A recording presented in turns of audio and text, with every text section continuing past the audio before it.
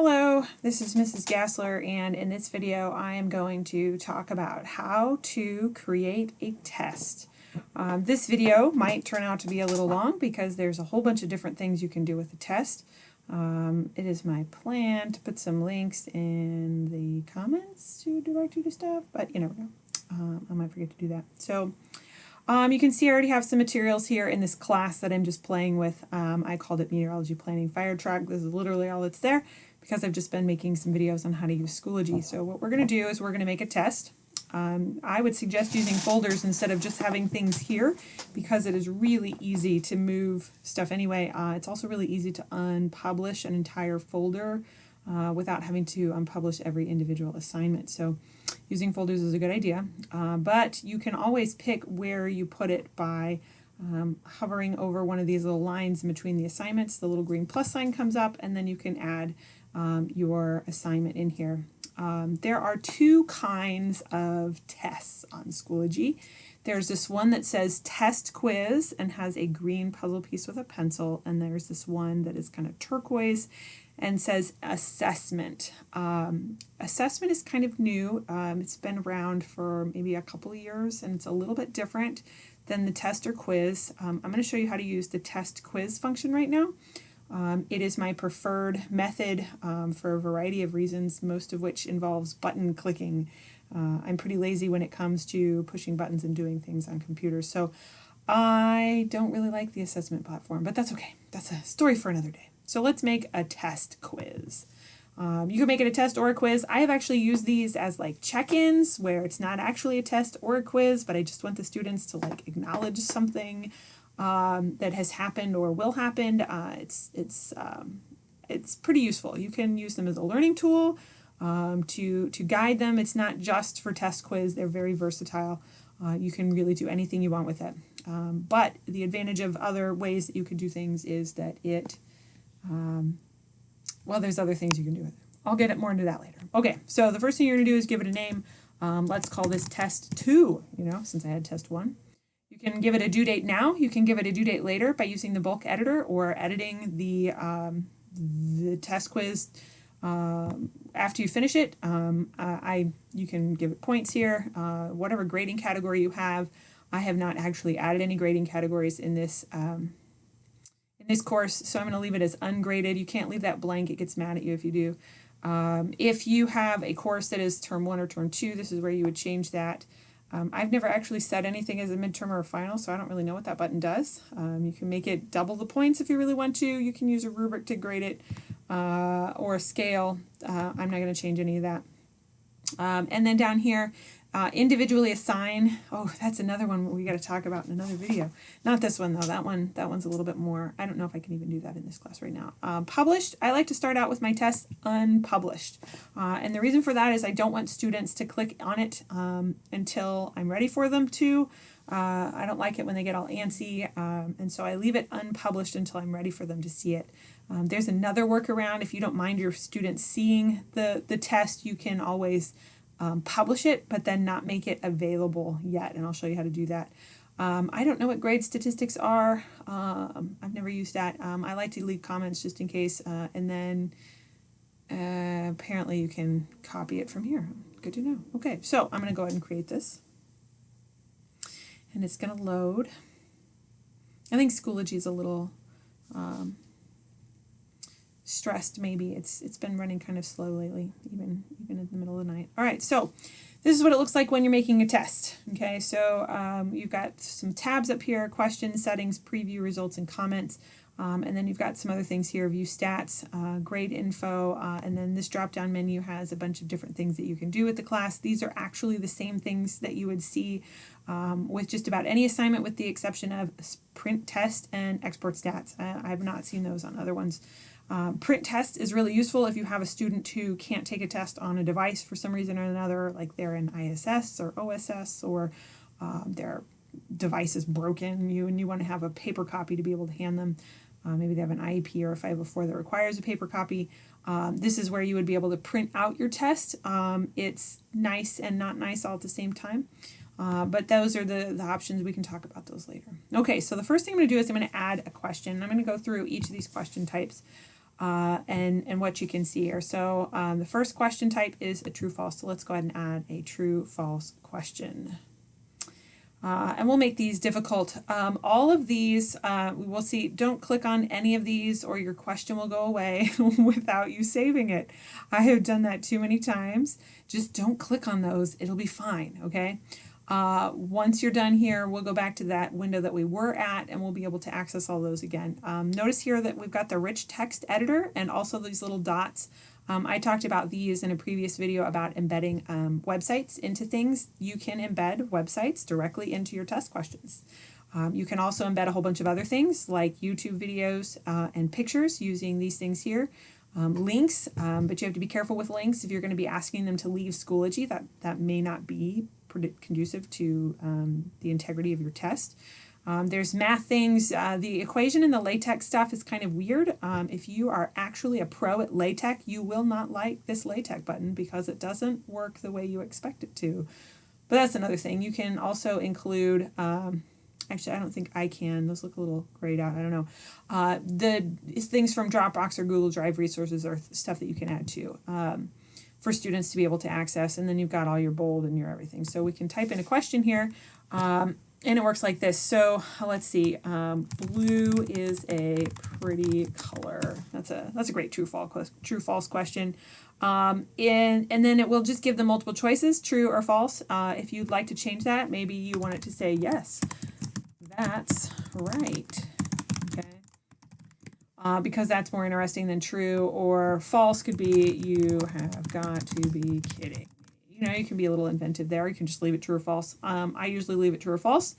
Right here is where you select whether it is actually true or false. Blue is a pretty color, so I'm going to leave it as true. If you have one that is false, you can check this little box here, and it will require a correction. So it will give your students a box where they can type in what it's supposed to be instead that would make the statement true, okay? Subjective question, oh gosh, I used to know what that was. What does it say? Oh, they're not automatically graded. That's what I thought, okay? A true-false question that you don't require correction if it's false will grade itself. So students will be able to see, if you give them the option, whether or not they got this one right or wrong without you having to do anything. The advantage of that is that you don't have to grade it yourself. Maybe you want to grade it yourself, though, in which case you would check the subjective question. Here's where you change the points. Learning objectives are a really valuable tool if you're going to be using the mastery section that's in that left menu in your courses. If you don't have any objectives to align it to, though, there's really not anything for you to do here. Although sometimes you have access to like your state objectives if you have like the what do they call it, the enterprise version through your school district. So I'm just going to hit create question. There's also this show feedback button. This is something that shows up somewhere. If they give you an incorrect response, you can actually say, wait a second, you forgot about, or you didn't think about, or this is actually the case, or remember this thing.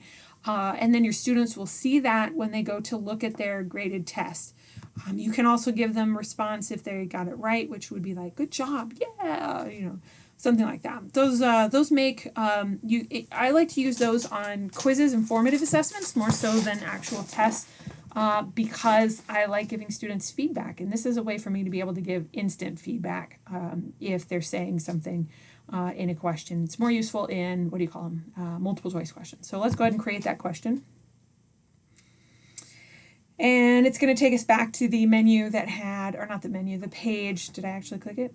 I thought I clicked it. Let's try again. There we go. Okay, it's going to take us back to the page that we were at before, but this time, instead of there are no questions, it's going to show us this nice pretty little question right here. So let's keep adding questions.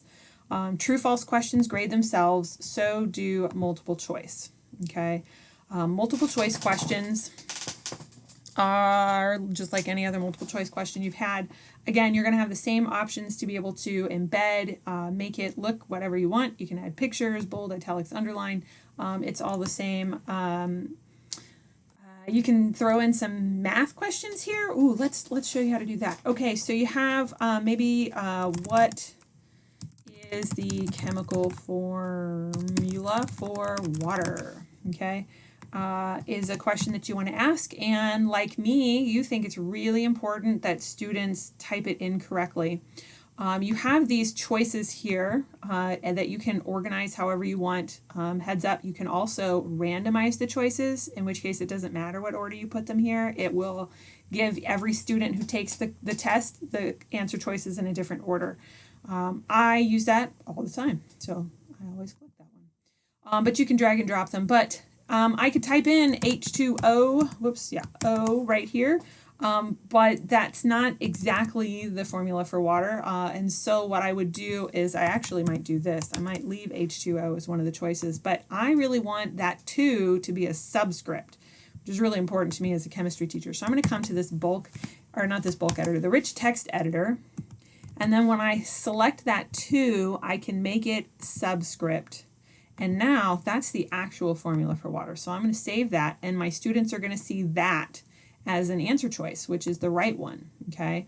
Maybe I want them to try putting the O or the 2 in the wrong place, so I'll make another one with that at the end instead of in the middle. And then my favorite one, HO2, which I actually have never seen, but still, there it is. You can add crap tons of choices if you want to make your test a little bit harder for the students. You can add more choices if you want. You can also remove blanks. I think you have to have at least 2 choices, so you've got to do that. In the true false, we talked about showing the feedback, and so you can add feedback here. So you might, I don't know, you could type in, you can also use the rich text editor. Numbers must be subscript. Would be some nice feedback, and then maybe excellent here. This one I might say check your atoms, because they've got the 2 on the wrong letter there. And this one I might say check your atoms also, and numbers have to be subscript. So now when my students come here to take this test and they pick choice this one here, they'll get this feedback that they've done something wrong, and this is what they need to think about in order to get it better, or to get a right answer next time. This here would be like some overall. If they give an incorrect answer, you could give them an overall feedback, and then excellent there. You can also make your questions timed. I'll be honest, I've never used the timed question thing, but I believe what happens is that the students are unable to answer it afterward, after the timer runs out, but I think they can still see the question. I like to allow partial credit. Oh, let me tell you about the allowing partial credit. So let's say you're answering a different question, and maybe it's not chemical formula for water, but you have to pick like which things change with gas pressure. And then you put up here, select all that apply, or you could leave that off and make your students have to know that it's more than one anyway. And then you can just select more than one answer. And so this one now has 2 right answers. You would select allow partial credit if you want them to be able to get half of the points. Okay, so if they only pick one and you want them to get half the points, you can. What it does is it splits up the number of answers by points, and every wrong answer is negative. So if they pick 3 of these when there's only 2, they'll get half of the points instead of all of the points. It's kind of mathematical there, but I don't want this to actually have 2 right answers, just 1. And so here's where I would change points in that align thing again, and we're going to go ahead and create the question. And so now we have a multiple choice question in our test. Okay. So let's keep going here. The ordering questions, I really like these. As a chemistry teacher, it's kind of important to understand some particular ordering things. I can think of many situations where you want to do this in writing. Maybe they need to think about, what goes in an essay. In fact, let's go through this. What is the order of paragraphs in an essay? Okay, and so, actually, no, that's a terrible question. Put the following paragraphs in the correct order for an essay. Okay, That's a better direction. You can also, for you SPED teachers out there, this is an audio video recording. You can put this in any of these other question types we've looked at. I failed to mention that before. But if you have a student with an IEP that requires the question to be read, you can read it to them and put that in the question. This is glorious. You can also have a video where it's literally you, like looking at your camera, talking it, or you can add a video to your question via embedding. So back to the question though. Okay, so let's see. There's what? Let's see. There's your introduction paragraph, right? Introduction. Maybe you have a body paragraph. One, a body paragraph. Two, a body paragraph. Three, and then there's one more, so we'll add one more choice here, even though it's not a choice, it just says choices. And then a conclusion paragraph. Okay, and you English teachers can be mad at me if I'm wrong there, but I like to allow partial credit in these ordering ones, and anytime it has two in the right order together, it will give partial credit. But just like the multiple choice, if it has more than two that are wrong, it will subtract. So they may end up getting 0 points even if they got some of them correct. So minimum continuous sequence, you can require that they get 3 in a row out of however many there are, and then you can add points here. There's the align thing again, and let's go ahead and create this question. So now I have 3 questions on my test. Is that right? No, 4. 3. Okay. All right, so the next question type here is a short answer or essay question. Short answer essay questions are great when you want your students to answer a question that you don't necessarily want to give them too much information for. What's a good short answer question? Let's describe the steps needed for a thermometer to measure the temperature of something. I left off the. Let's go ahead and fix that. There's also a spell checker here if you ever needed to add a spell checker. Okay, so you can give your students a character limit. Maybe you have some students who like to talk forever and answer questions a little bit too much. You can limit them. Maybe they only need 10 words. Maybe you want something less. I like to allow the rich text answer sometimes, and sometimes I don't. The rich text answers for students will give them this bar at the top.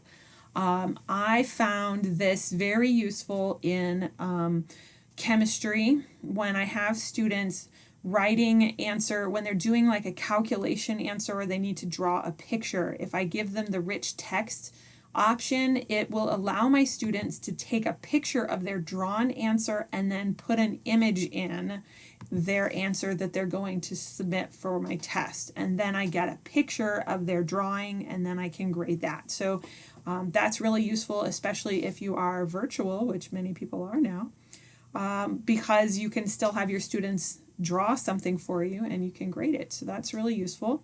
You can also, and this is really good, I know for music and language teachers, if you need to hear what your students are playing or singing or speaking a foreign language, you can allow them to record themselves playing or record themselves speaking or singing or doing any of those things and submit that. A Spanish teacher that I knew had her students sing the alphabet in Spanish, and so she could just have her students record themselves in Schoology doing that. You can hide the text field if you don't want them to type. If you want them to only be able to record an audio or video, then it will hide the text box altogether, and there's a timing. The difference here for this short answer and essay question, if you have no intentions of printing your test, that doesn't matter at all, okay? It's just going to give you more space or less space when you print it out. Short answer will give you a little bit. Essay question will give you a lot. You can give it 1 point. We should talk at some point in time about rubrics, but I think I'll make that a separate video. Rubrics are awesome, by the way. If you have not used a rubric, you should be using a rubric when you grade your test for the most part anyway. Well, you at least have an answer key, right? You can create a new rubric right here. I'm not going to put a rubric on this one, but and then we'll go ahead and create the question again. All right, so what are we up to now? Hey, where'd my question go? Okay, I just made a question and it's not showing up, but it says it's saved. Maybe it'll show up later. We'll just keep going. All right, fill in the blank. I really like fill in the blank questions in my chemistry class for calculations that I want my students to do where I'm not really concerned with them showing their work. Many times students aren't going to get the right answer if they don't know what they're doing, or I have them write their work down and hand it to me physically, or I know I've made short answer questions later on where they needed to submit their work, and that's where they would take pictures of the things that they did all in one go. And then I can grade their work that way. Let's make this a math question. What is the density of an object with a volume of 20 milliliters and a mass of 100 grams? Okay. Now, for my students, I like to give them a blank for the number and a blank for the unit. Whatever your multiple or whatever your fill in the blank question looks like, wherever you need it to be, maybe it's just completing a sentence like a traditional fill in the blank question. The way you put an answer choice or an answer space in is with an underline.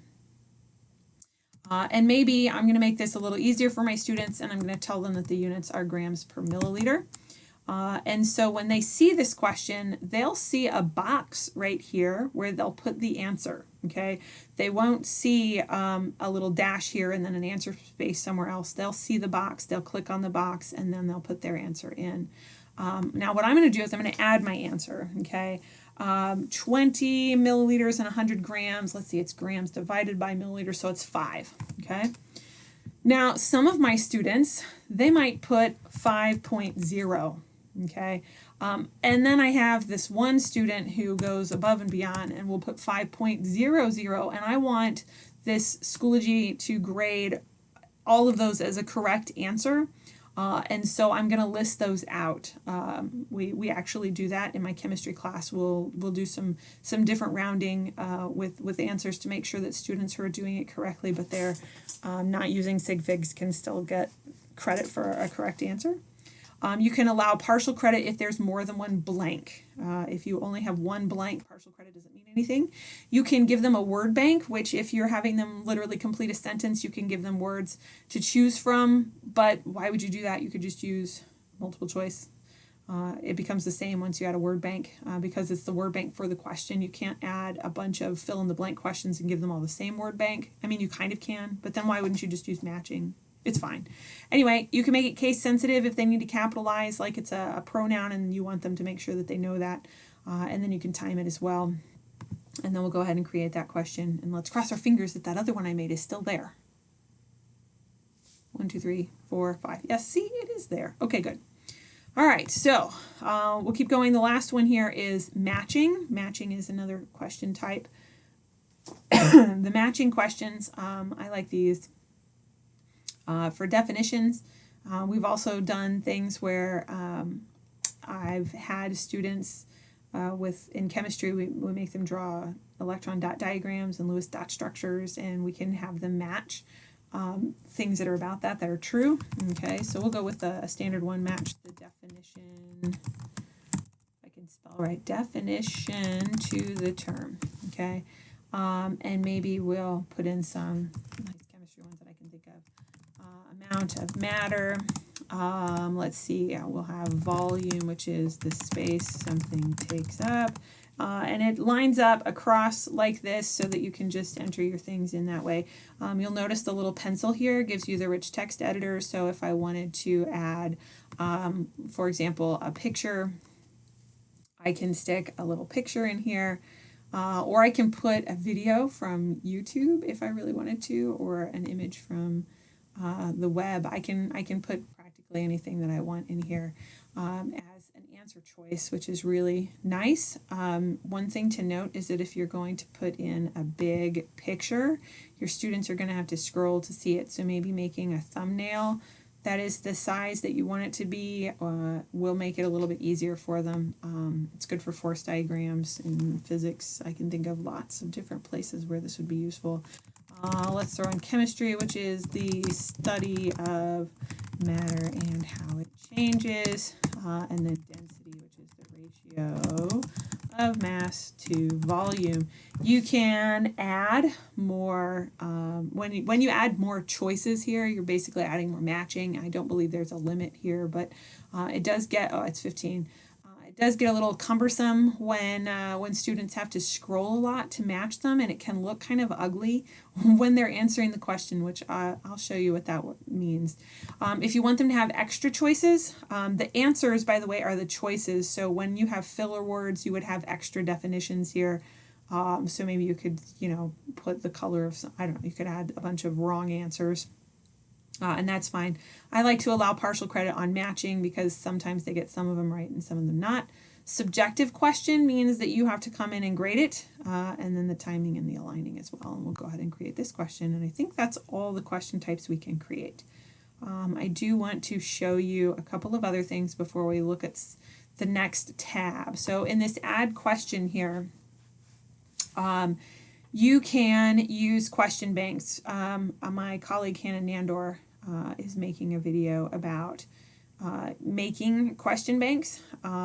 You can use them from a question bank, and I'll go ahead and show you what that looks like because it's really cool.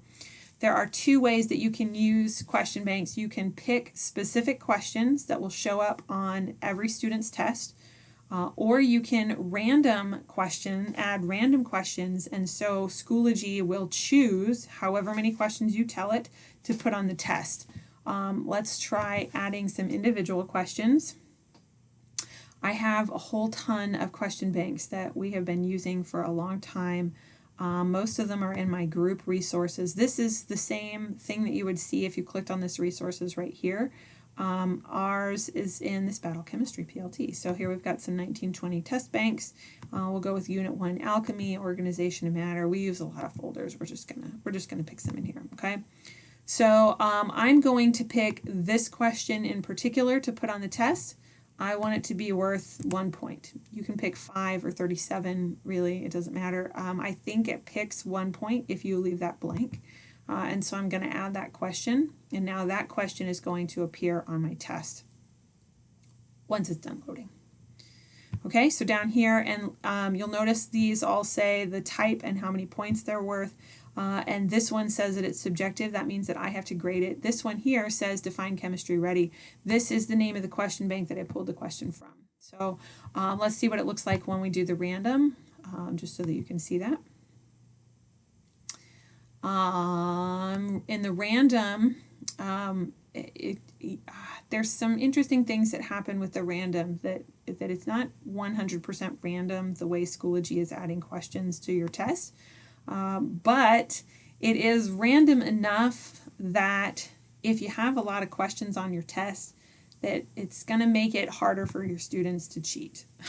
That's kind of the important thing. As long as your question banks are good, well organized, and have a variety of things. Let's add some. Let's see. This is what are they called? Elements, compounds, and mixtures. So I'm going to select. This time I'm going to put the checkbox on here. If I click on this, it's going to show me all the different questions, which maybe you don't remember what you put in a question bank, but you're going to select that. I can actually select more than one of these, like this. And so then when I hit select question banks, it's going to say, well, how many questions do you want? So maybe I want to have them identify from a picture 4 of these, and each one is going to be worth 1 point. But choosing the element, compound, and mixture, I really only want them to do one of those, okay? And so what it's going to do is it's going to add those. Oh, I forgot to tell it how many points. It's going to add those to my test, and it's going to look like the last one that told me what question bank it comes from, but this time it's not going to show me a question. It's going to show me random question, and this tells you how many you added. Okay, if you click on this little arrow, you can actually see the questions that it's going to be picking from to put on a quiz that a student takes. It will pick 4 of those at random and put them on your student's test. And you can see all of these. You can edit these in the test. Oh crap, C is wrong. Let me fix that. Okay, and you can go in and fix that for the test. It does not fix it in your question bank. It fixes it here. So if you notice a problem in the test as students are taking it, you need to fix it here and in the question bank. which is annoying, but you know, it's fine. I've done that many times. Many times. Okay. So now I have all of my questions. Well, I don't necessarily have all of my questions. Maybe I want to add some more. You can add some more as much as you like. This import test quiz is useful if you know how to use it. You can import from a couple of different other platforms. One of them I know is Blackboard. The other one is like Edmastery or something like that. I've never used either of those, but I did use a program called ExamView, which can export to Blackboard. And so I have imported my old tests from an ExamView program into Schoology using this import feature by exporting first from ExamView. And that's really helpful for me because I had hundreds and hundreds and hundreds of questions, and I was able to put them into Schoology then to be able to use, and I didn't feel like I had to do a lot of extra work. So let's talk about these last two, page break. The value in putting a page break is if you have a really long test and you don't want students to just be scrolling forever, or maybe they're on an iPad, or you want them to only see the questions related to a picture or that go with each other, you can add a page break, and it looks like this. It's just a blank bar, which right now this doesn't make sense, but I'll show you what to do with that in a minute. And let me go ahead and add a bit of text as well. Adding a bit of text is a little bit like a page break, except all it does is add text. If you have like a narrative or a figure that goes with several questions, this is how you would add it, and it works just like all the other boxes. You can do the HTML embedding. You've got all your options here. You can put some images in, a YouTube video, something from Google Drive, and you can record yourself talking to your students in the test. So maybe you say the next three questions, whoops, I said nest. The next three questions go with, whoops, man, I can't type today. Go with the following diagram. Let's see if I can't find a diagram so you can watch me insert a picture. All right, so I'm going to attach a file. Let's see, that's my camera roll. Okay, somewhere in here. There we go. Let's put this diagram in there. Perfect. Okay. So this is total words versus a chapter in a book that I wrote, actually. And so you can watch the book get longer. It's great. Okay, so we're going to create text, and now that picture is going to be available for students to reference. Okay. Every time you push this add up here, I really wish that they would do like they do with the folders and the materials, where you can like hover on the line. It'll let you add something right there, but no, it doesn't. So what do you do when everything's all out of order? Well, you reorder them. This is nice, okay, to be able to do. So you have some options here, okay. This top little arrow thing, that's kind of, if you zoom in, it's an arrow with a bar on the top, and it means it's going to move it to the top. This one moves it all the way to the end, so now that question is at the very end. And you can see it right there, okay. Maybe I want my page break to be in the middle, so I'm going to click on this little set of arrows, and I'm just going to drag and drop it. Okay, and so now my page break is in the middle, but I needed three questions. So let me see, that one goes with that picture I put in, and so does this one. Okay, so now my students are going to see these three questions by themselves. Then they're going to have to click next or tap next if they're on an iPad or phone, and then they'll see the rest of these questions. Then they'll see the picture and the three questions that go with the picture.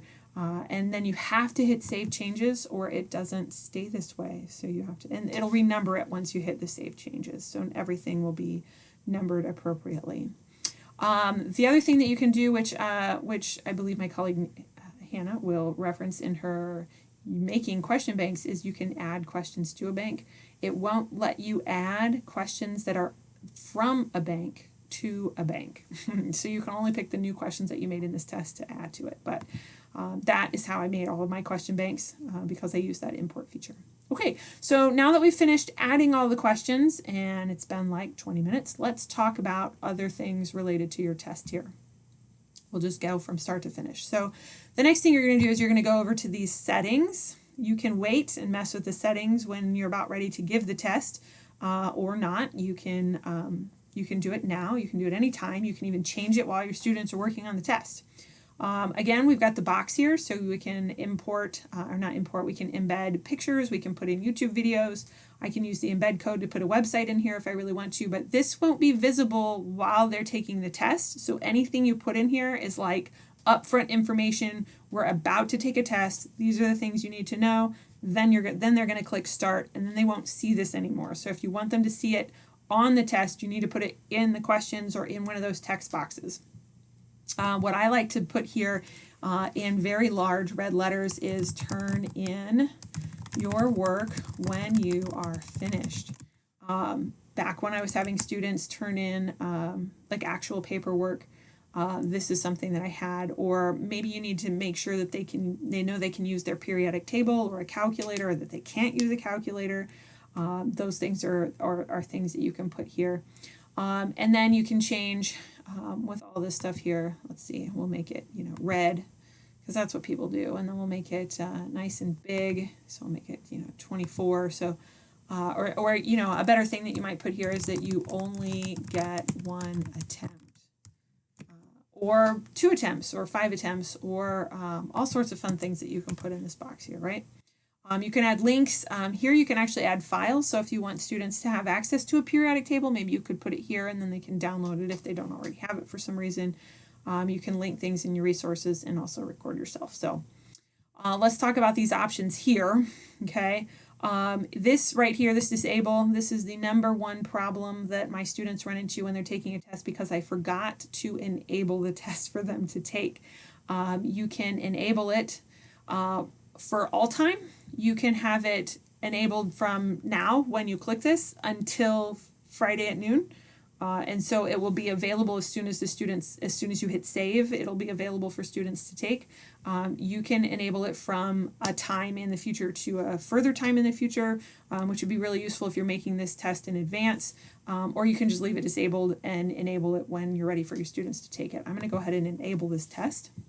The time limit, the way this time limit works, I have played with it a little bit. I have not used the time limit actually with students doing it. I mean, my students have in the past, they have taken tests using Schoology in class. And so I'm literally the timer, and I'm like, dude, you got to go to your next class. You're done. Push submit, And so I have not used the time limit. I would play around with that and see what happens. I don't think it makes you submit it, but I think it tells you that you went over the time limit. So I'm not sure exactly how that works. This attempt limit I really love. For little checkpoints that my students or practice, on like vocabulary and whatnot, I like to give my students unlimited attempts. You can limit them to however many attempts you'd like them to have. Looks like 20 is the most you can give them.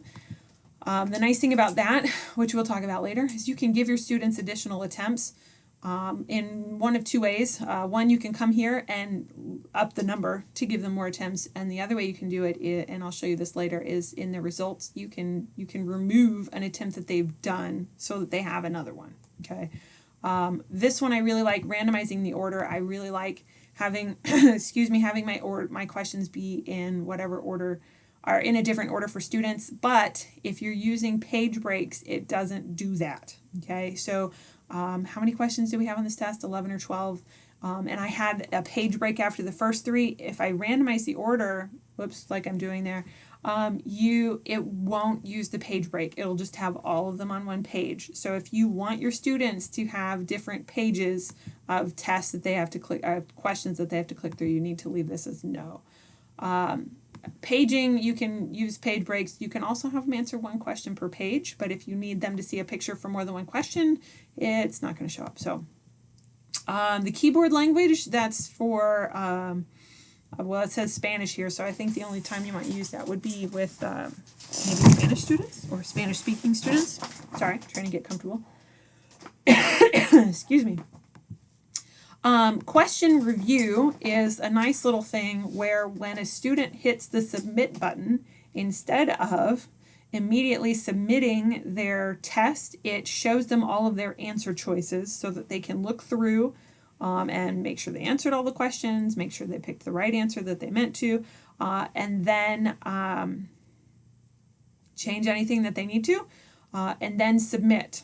The downside of that is I have had students, especially on final, this happened on a final once, they pushed submit the first time and they didn't realize that their test hadn't actually submitted. And so I didn't ever receive their test to be able to grade.